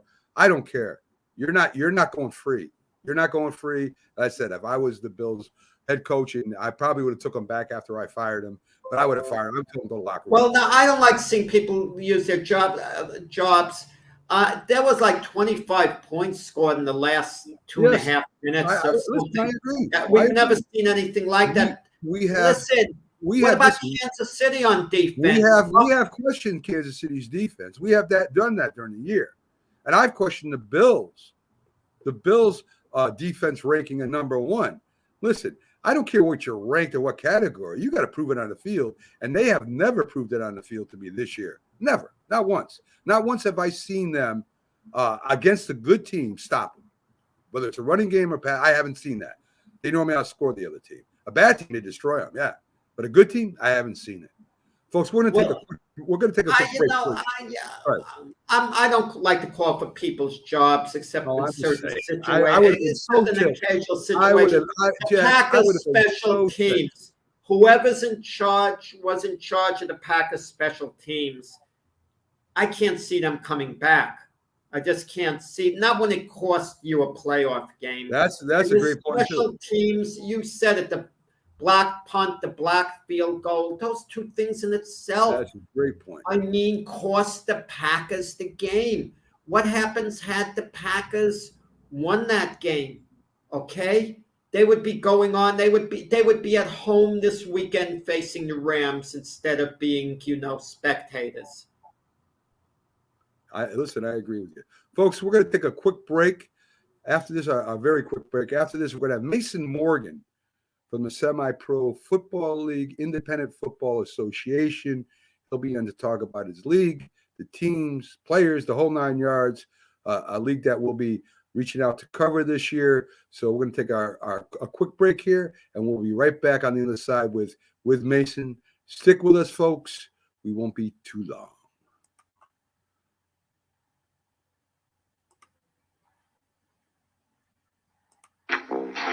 It certainly is a big bun. It's a very big bun. Big fluffy bun. It's a very big fluffy bun. Where's the beef? Some hamburger places give you a lot less beef on a lot of bun. Where's the beef? At Wendy's, we serve a hamburger we modestly call a single. And Wendy's single has more beef than the Whopper or Big Mac. At Wendy's, you get more beef and less bun. Hey, where's the beef? I don't think there's anybody back there. You want something better. You're Wendy's kind of people. When you hear the word asthma, you probably think of shortness of breath, coughing, or inhalers. Lots of things can trigger asthma, but the fact is that asthma doesn't just attack, it can kill. But with proper medical management, asthma is controllable. If you experience shortness of breath, wheezing, tightness in your chest, or persistent nighttime coughing, you may have asthma. See your doctor and get the facts. You'll breathe easier. For more information, call 211-INFO-LINE. A message from the Connecticut Department of Public Health, keeping Connecticut healthy. Cheetos presents Chester Cheetah. I'm Chester Cheetah. I'm just a cool dude in a loose mood. Until I see those Cheetos. Then my cool turns to drool. My style and ease surrender to my urge for the snack that goes crunch. It's not easy being cheesy. Cheetos cheese flavored snack. Cheese that goes crunch. We all make choices. When it comes to alcohol, kids make choices whether to drink or not. Bye, Dad. Bye-bye. Remember, I'm going to Alex's party tonight and sleeping over. Hey, have a seat for a second. Remind me about that party again? Alex is just... And adults make choices whether to talk about it. That's true of parents and every other trusted adult in a kid's life. Kids want to know our expectations when it comes to alcohol and other drugs. They want guidance and honest answers to their questions. And it makes a difference when the message is consistent and part of everyday conversations. So talk with your kids and help lead them on a positive path. Because when you talk, they hear you. For more information about talking with your kids about underage use of alcohol and other drugs, visit underagedrinking.samhsa.gov. I mean, you can see right now, without LeBron, Lakers are struggling. Let me tell you about a team I hate, all right? I know the Dallas Cowboy fan is here, so I had to make sure he knew how much I hate this team. I'm ready. I've often said that the people who run baseball, they try very hard to ruin it. I'm from Brooklyn. I don't have a problem saying it to his face. Oh, I'm from Brooklyn. Hey, get any.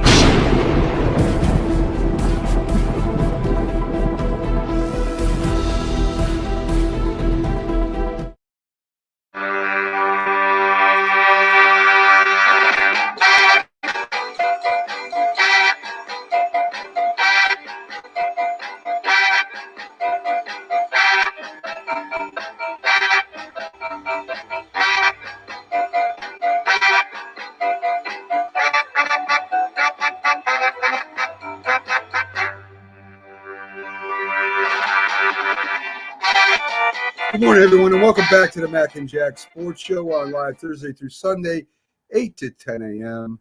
Tomorrow we'll have a look forward to the weekend, as we'll have on NFL analyst Byron Williams. We'll have TGI Sports Talk host Keith Angle, and we'll also have on the Philly sports guy, Jamie Pags. Folks, we have a treat for you here. We have a special guest coming on the show to talk about semi-pro football. As you know, last couple of years, we've been covering semi-pro football, something near and dear to my heart. I used to love to watch semi-pro football, believe it or not, way back in the 70s when it was actually a feeder league to the NFL, where Marv Hubbard, Bob Tucker, Coy Bacon, great NFL all-pros played. in the Connecticut semi-pro football team, the Hartford Oaks was first, and then the Hartford Knights is the team they played on. So they had two teams, both at Colts Park and Hartford, Connecticut, and they had great teams out there. And like I said, at one time it was a feeder league to the NFL. Now with NCAA getting bigger, that has really become the feeder into the NFL. But semi-pro was all across the country, folks. There's hundreds of leagues. There's thousands and thousands of players that play this game. Spring, summer, fall, winter. They have a bunch of leagues, and we're going to be interviewing one of those presidents of the leagues called the Independent Football Association. He's kind of the president, the chairman. I know he runs it with another person, but he's the main talking guy I want to talk to today, as we're going to, in Northeast Freeman Sports, is going to be covering the Independent Football Association. So let's bring in Mason Morgan, who is the president of Semi-Pro IFA League. How you doing, Mason? What's going on, fellas? Happy to be here. Thanks for having me. Oh, we're happy to have you, Mason. Me and Jack, we've got back into semi-pro football. We love the players. We interviewed a bunch of them.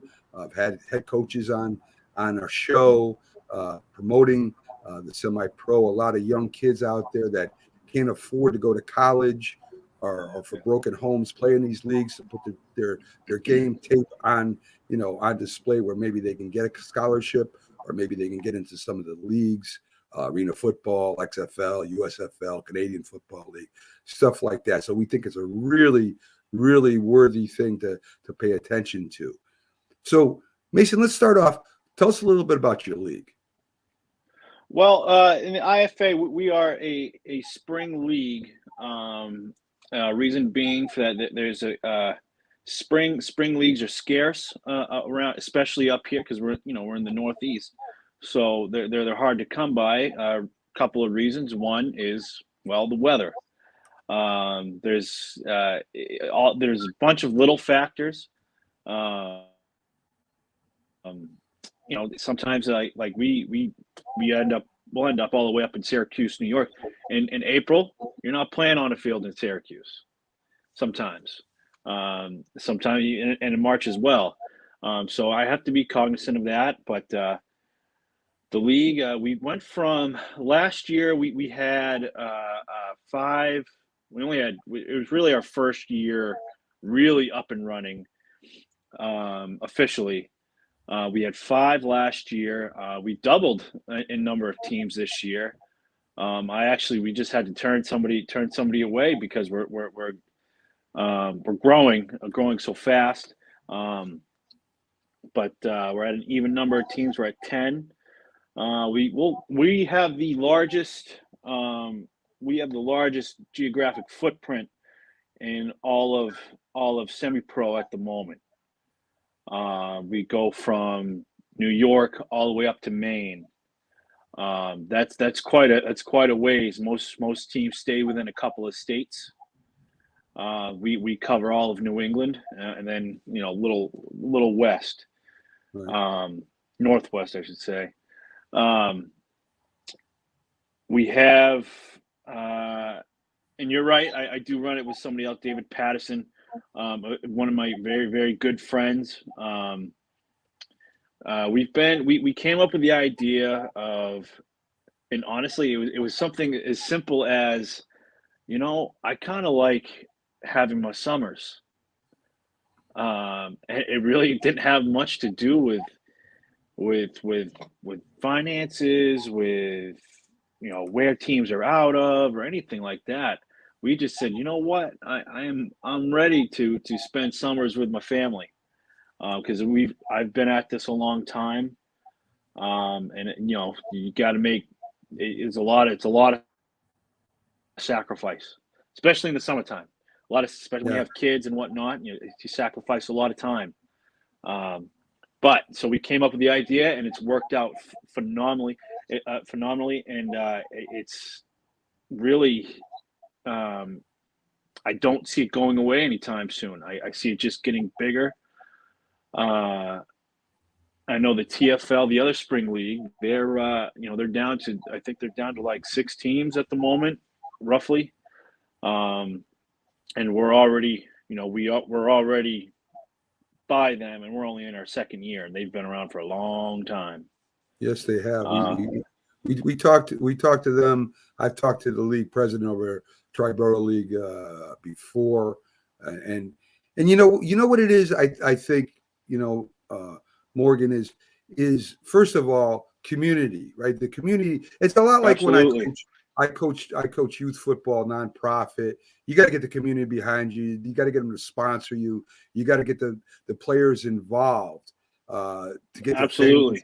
the families involved. Yeah, they got to dig into youth ball with the kids. They got to find a way to dig into the small businesses kicking around in their town or city, wherever their home field is, because if you a lot of guys will, most of the guys on your team, on these teams, they're not from the city that they play in. Right. And they don't live there. Very rarely. Maybe in New York a little bit, but because the cities are bigger. But when it comes to Massachusetts and New Hampshire and Maine, maybe even a little bit Connecticut, it's very, I think on like for the Maine Misfits, for example, there might be a small handful of guys that are from Augusta. Right. The other 50 are from all over the place. So now semi-pro is a battle. Mason, this is a lot of traveling, right? And these guys are working. These guys are working jobs, and they're trying to get practices in to get some kind of consistency on their teams, so they can play competitively. What happens with the travel there? Do you have a lot of not a lot, but problems with travel from, say, going from Connecticut to Maine? Do you find yourselves having problems with getting everybody up there to the games now and then? Well, I actually, for this season, and we tried it a little bit last season, seemed to work. So I put it in the rules and regulations this year. I give teams, so if it's a crossover game, and what I mean by that is, so right now we have New York and Connecticut in one conference, and then Maine, New Hampshire, and Massachusetts in the other. So it's split up by north and south that way. If we have a crossover game, like say, for example, I know we have the Falcons going to the Maine, Connecticut Falcons going to the Maine Machine. They have, if it's a crossover game, only for crossover games, they have the option to find a mutual field somewhere in between. I think it's definitely benefited in the past, and I think we're going to keep rolling with it. Of course, you're always going to have somebody that says, no, it's my home game, but make them travel. Right. Of course, that's, some people just can't get by their own bullet. But for the sake of the league, I think because we have such a large geographic footprint, I think it's important to have a rule like that.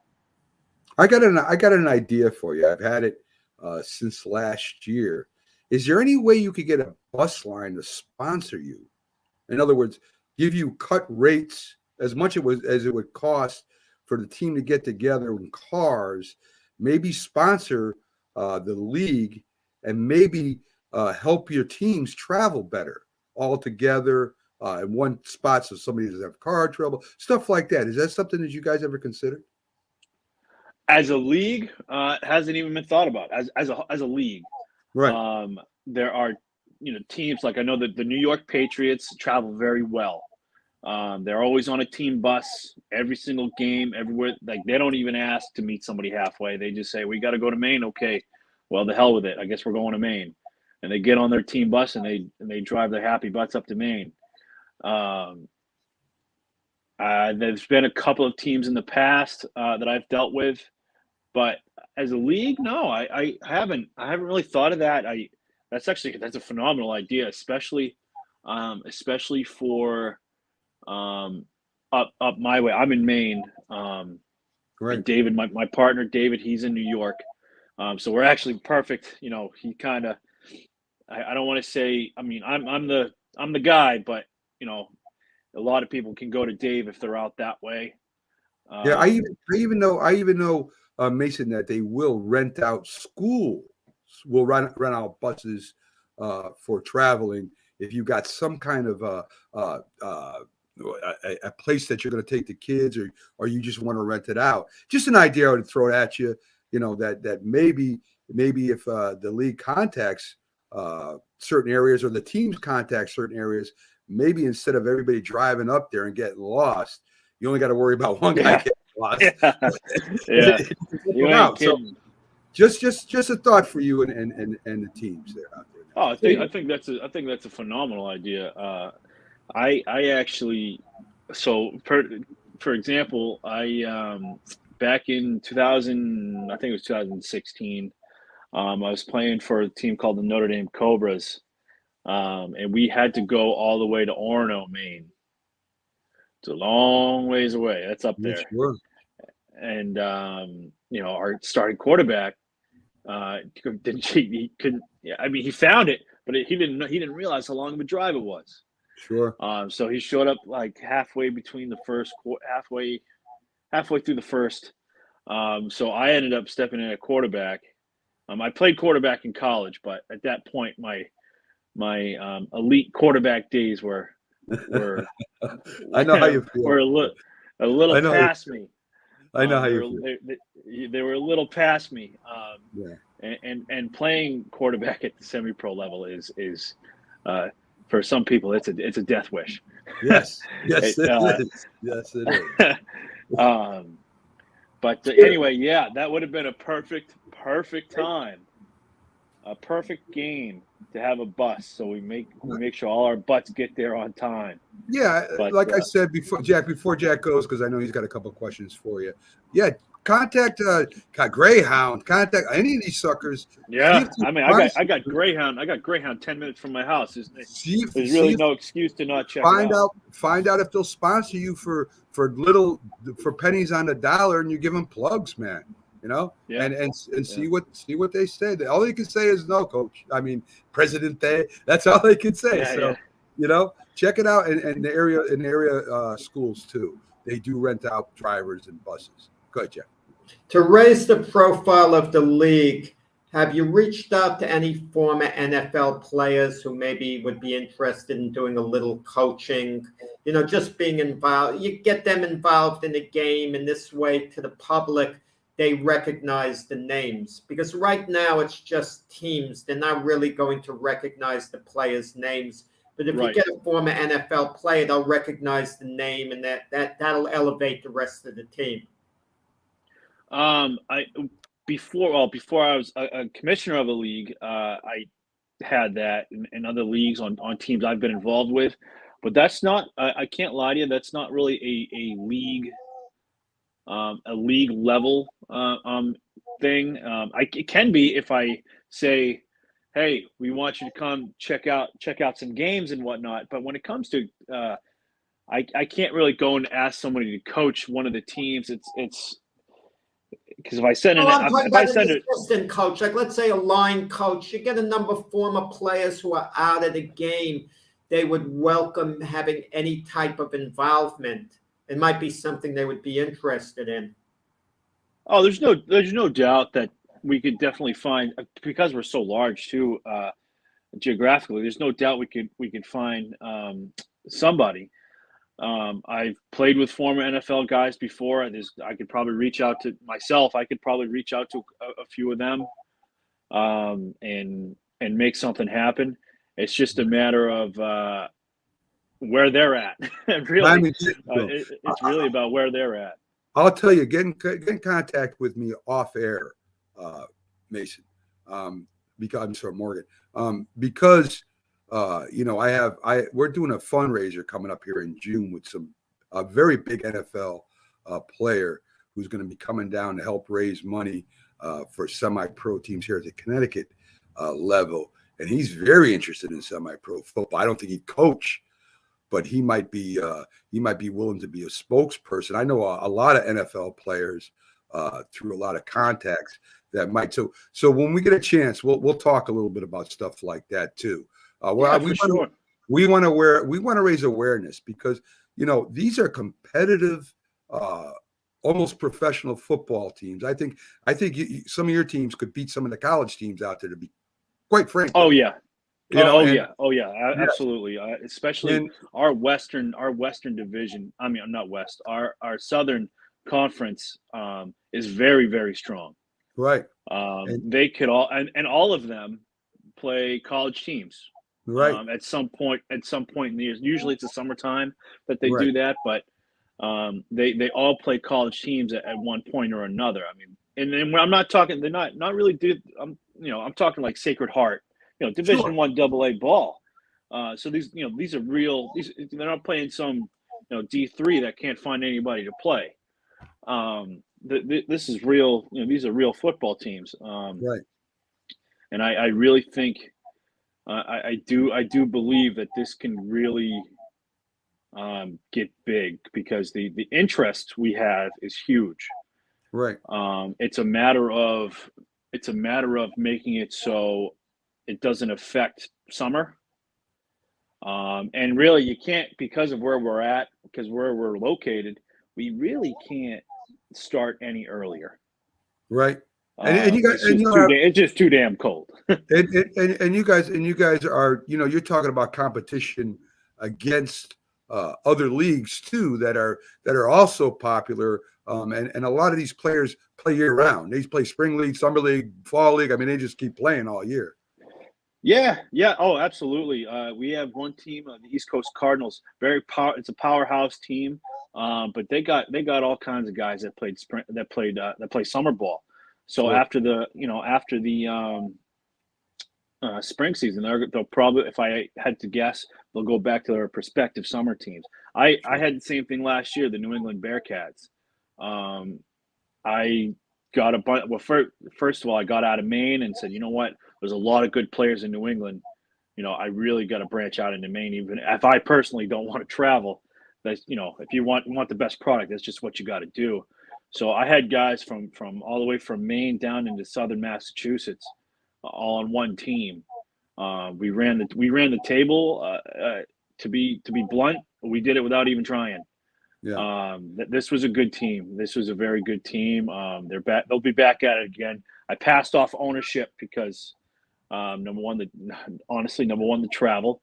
I got to go. That means I'd have to go to Massachusetts for every practice, for every game, for everything. And I'm like, I'm not there anymore. When I was younger, absolutely. But I'm not there anymore. If I were to be involved with a team, it would be up here in Maine. Heavens, I'd love to put the pads on. So believe it or not, so would I, Mason. I know I get killed. Yeah, I know. But just give me one more hit, man. I want to hit somebody one more time. I love the game. And I'm plenty young. I have a lot of miles on me for my age, but I'm still plenty young enough where I can go out there slinging around. At the semi-pro level, probably no higher than that, but at the semi-pro level, absolutely. Yes. I'm thinking just in practice one time. That's all I'm thinking. I don't really get to do anyway, and they can't hit me back either. So anyway, I mean, look, it's a beautiful game. We're gonna work with your league a little bit this year. Try to promote it a little bit. Hopefully, get some games. I've got some messages out to some of our show hosts if they want to call a couple games. Get in contact with me. We'll be in as it gets closer. I mean, it's not that far away now. But we're going to work out something. No, I mean, if you think about it, weeks-wise, as we know in semi-pro, you're only practicing once a week. These are all working men. Some of them college boys that don't play college ball. They're all school boys, college or working men. Sure. Take your pick. So, and a lot of these men have, like myself, we have families. Sure.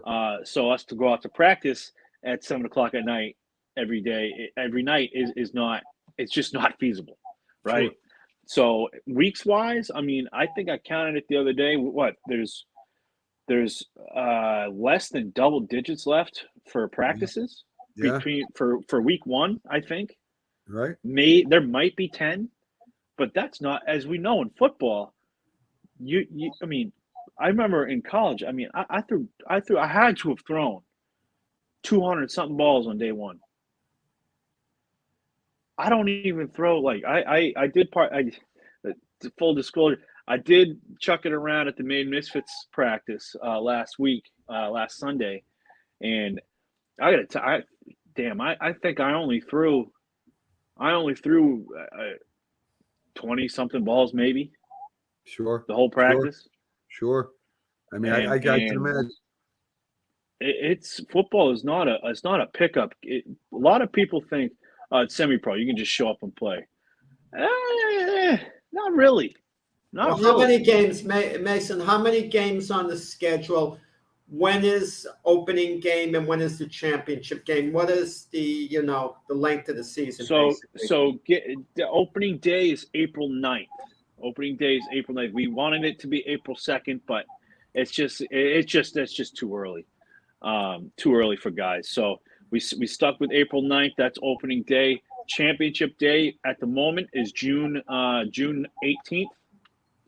Where our goal, we will always end before the 4th of July. Okay. That is the end all beat all goal when it comes to ending the season. And normally, again, real life takes place here. You can't really end the weekend before the 4th of July. That's when everyone goes away. They take their vacations. They go away for the 4th of July weekend, right? So we normally end at least at the very most, not the weekend before, but 2 weekends before the 4th of July is when we wrap up. Mason, I got a question for you from one of our listeners, Carlos Chavez, the Mad New Yorker. He would like to know if you would allow guys like Gordon and Brown in your league. I don't know who Gordon and Brown are, but I would think you would let anybody that would come try out to. That's a fine question. I do. So when I was running a team, I did have very strict rules when it came to that stuff. Right. One of them was domestic. You have any domestic, you're done. I don't care how good you are. You're all done. I don't care if you're Tom Brady. If you're a domestic issue, then you're all done. Especially if you go behind bars for it. And unfortunately, and I'd like to explain this before I go any further. I'd like to explain this real quick. Football is a violent game. To be elite in the game of football, to be an elite player at any level, I don't care if it's high school, college, semi-pro, or pro, there are certain positions that you have to be a naturally violent person. Sure. Playing, for example, I actually made from college. I went from quarterback. I hated playing quarterback in college, by the way. It's too much going on. But I went from quarterback. I transitioned over to outside linebacker. I gained a ton of weight, ton of muscle, whatever. What college do you attend? And I went to Concordia University, Chicago. Okay.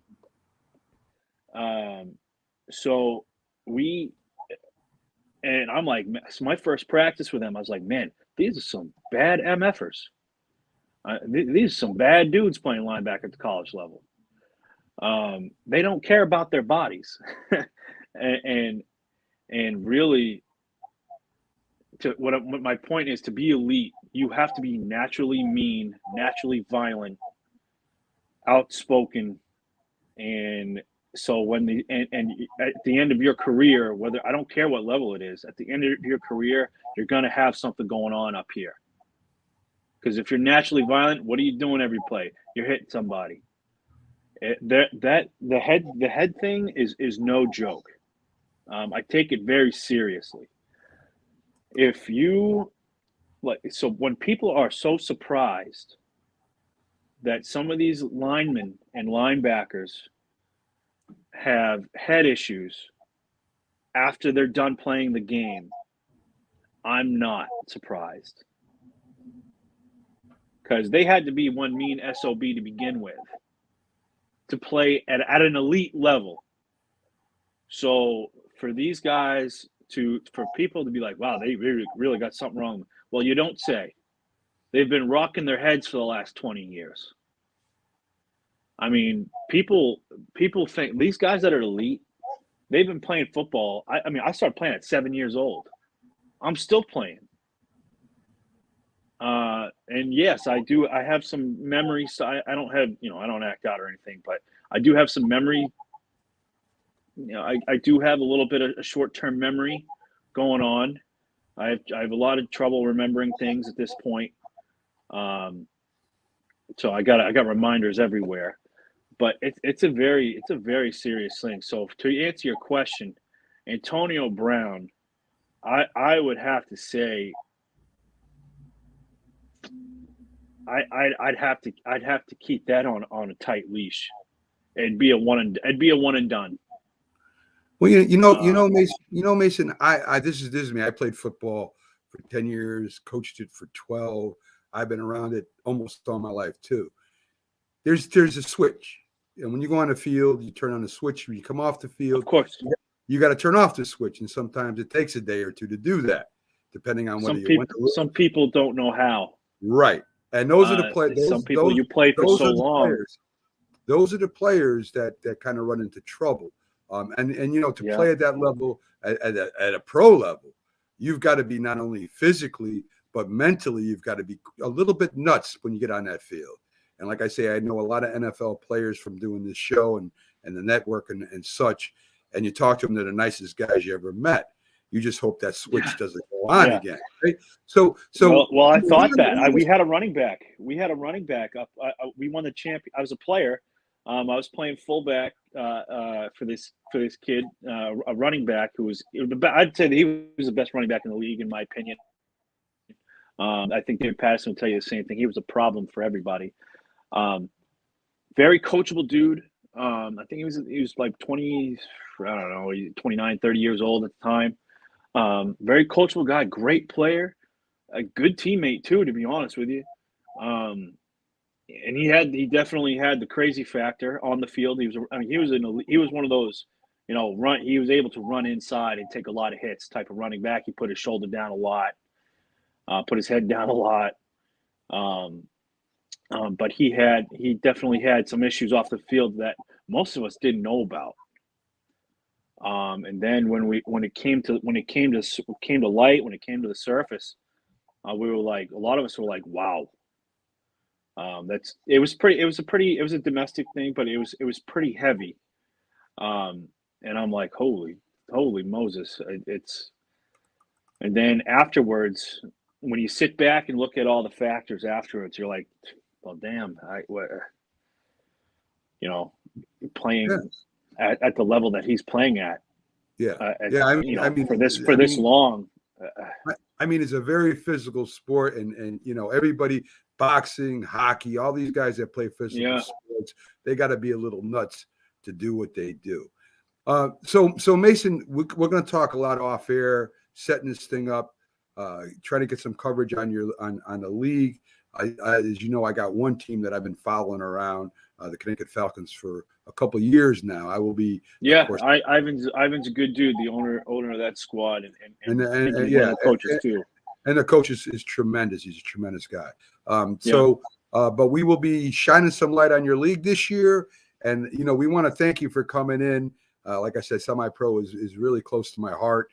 I do love semi-pro football, and we'll be shining some light there. I'll work out what we got to work out to get you on Roku TV, maybe on Facebook too, where people can sit back and watch some great football. And it is great football, what you guys play out there. So thank you for coming on.